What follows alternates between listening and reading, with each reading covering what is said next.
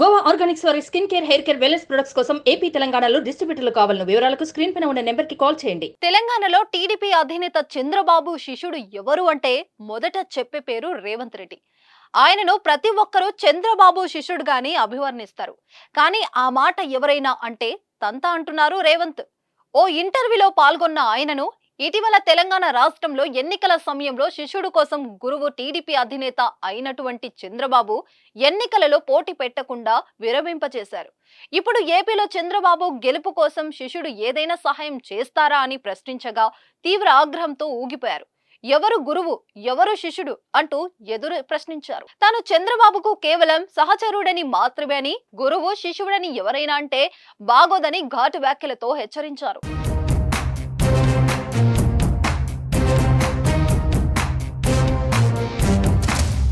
తాను ఎమ్మెల్సీగా ఇండిపెండెంట్ గా గెలిచిన తర్వాతే ఆ పార్టీలోకి వెళ్లానని, టీడీపీ పార్టీ అధినేత చంద్రబాబు కాబట్టి పార్టీ అధినేతగా ఆయనను నేను గౌరవిస్తాను అంతే తప్ప మరేం లేదని వెల్లడించారు.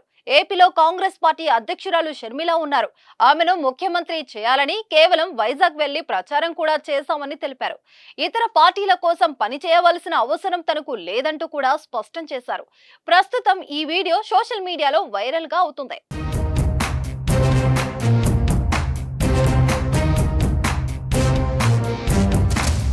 ప్రస్తుతం రేవంత్ కామెంట్స్ పొలిటికల్ సర్కిల్లో చర్చకు దారి తీశాయి. రేవంత్ వ్యాఖ్యల వెనుక లోతుగా అర్థం ఉందని చర్చించుకుంటున్నారు. ఇటీవల రేవంత్ చంద్రబాబు ఒక్కటే అని వైసీపీ విమర్శలు ఎక్కుపెడుతుంది. చంద్రబాబు కోసం రేవంత్ రెడ్డి పని చేస్తున్నారని ఆరోపిస్తుంది.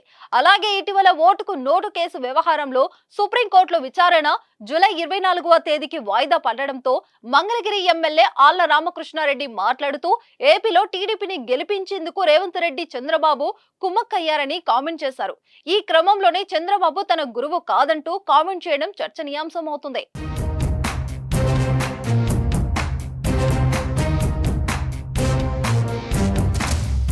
సుమన్ టీవీలో మీ పర్సనల్ అండ్ బిజినెస్ ప్రమోషన్స్ కోసం కింది నెంబర్కి కాంటాక్ట్ చేయండి.